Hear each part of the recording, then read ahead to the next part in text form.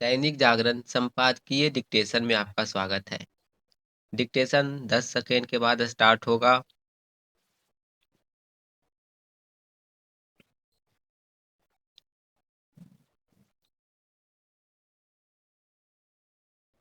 Start. वैश्विक अनिश्चितता के बीच जब आम बजट को लेकर कई अनुमान लगाए जा रहे थे, तब वित्त मंत्री निर्मला सीतारमण ने लीक से हटकर चलने का फैसला किया। यह समय की मांग भी थी। इसी कारण इस बजट में कोई चौंकाने वाली या फिर लोकलुभावन घोषणा नहीं। ऐसा इसीलिए है क्योंकि अनिश्चित माहौल में कोई योजना बनाना एक तरह से अंधेरे में तीर मारना होता। मोदी सरकार ने बजट के जरिए अर्थव्यवस्था को सुदृढ़ करने और उसे अस्थिरता प्रदान करने वाले फैसले लिए हैं। यह भी दिख रहा है कि उसकी कोशिश आर्थिक मोर्चे पर स्थितियों को सुधारने पर जोर देना है। इसी कारण यदि आम या खास आदमी इस बजट में सीधे तौर पर खुद को लाभान्वित होता हुआ नहीं दिख रहा है, तो आश्चर्य नहीं। इसका यह अर्थ भी नहीं कि उसे परोक्ष तौर पर भी कुछ मिलने नहीं जा रहा है। बुनियादी ढांचे के निर्माण से लेकर सामाजिक विकास की अनेक योजनाओं के माध्यम से सभी वर्गों को राहत या सुविधाएं देने की कोशिश की गई है। निसंदेह बजट पर शेयर बाजार ने निराशाजनक प्रतिक्रिया दी, लेकिन यह पहली बार नहीं जब शेयर बाजार को बजट रास नहीं आया हो। चूंकि यह बजट पारंपरिक नहीं है, इसलिए उसकी व्याख्या भी नए तरीके से की जानी चाहिए। बजट का केंद्रीय तत्व आर्थिक और वित्तीय अनुशासन है। इसका एक प्रमाण राजकोषीय घाटे के लक्ष्य को और कम करना है। इसके अतिरिक्त उन योजनाओं पर पैसा खर्च करना भी है जिनसे देश की आर्थिक बुनियाद मजबूत हो और आत्मनिर्भर भारत की नींव सशक्त बने।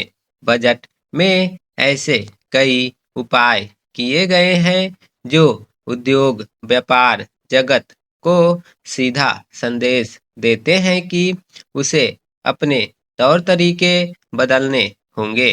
यदि भारतीय उद्योग जगत को चुनौतियों से पार पाना है, तो उसे यह करना ही होगा। यूरोपीय संघ से मुक्त व्यापार समझौते के बाद ऐसा करना और भी आवश्यक हो गया है। इसकी अनदेखी नहीं की जाए कि हमारा उद्योग जगत वैश्विक प्रतिस्पर्धा का सामना करने के लिए तैयार नहीं। कहना कठिन है कि इस बजट की घोषणाएं उसे इसके लिए प्रेरित कर सकेगी या नहीं।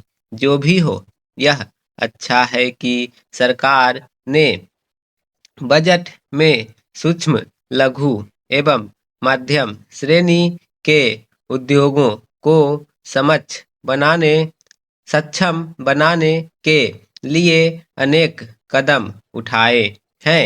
ये कदम यही बता रहे हैं कि जो काम छोटे और मंझोले कारोबारियों को करना चाहिए, उसमें सरकार हाथ बटाने के लिए आगे आ रही है। यदि इसके बाद भी एमएसएमई क्षेत्र सक्षम नहीं बनता तो यह निराशाजनक ही होगा। वास्तव में छोटे बड़े सभी कारोबारियों को अपने हिस्से की जिम्मेदारी समझनी होगी। इसी तरह नौकरशाही को भी अपने रंग ढंग बदलने होंगे।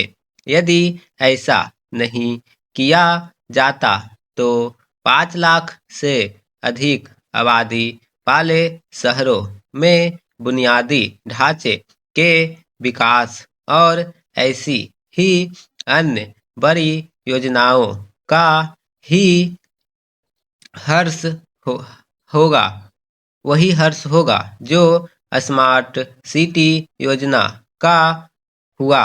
यह समझना होगा कि शहरों का विकास करने की जिम्मेदारी मूलतः राज्यों और नगर निकायों की है। केंद्र सरकार ऐसे कुछ नियम कानून अवश्य बना सकती है जिनसे राज्य सरकारें और नगरीय विकास की एजेंसियां अपना काम उसी तरह करें जैसे मेट्रो परियोजना को क्रियान्वित करने के मामले में किया जा रहा है। बजट में सीधे तौर पर टैक्स छूट देने के बजाय टैक्स संबंधी नियम कानूनों का सरलीकरण करने और कठोर दंडात्मक उपायों से परे जाने के जो अनेक फैसले किए गए हैं, उनसे लोगों को सचमुच राहत भी तभी मिलेगी जब नौकरशाही का रवैया बदलेगा।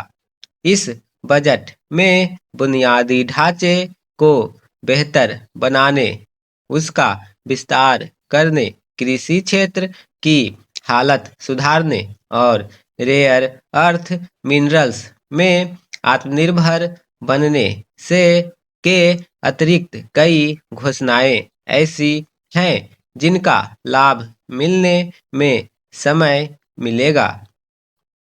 लेकिन कम से कम यह तो सुनिश्चित किया ही जाए कि उन पर अमल सही तरह और समय पर हो।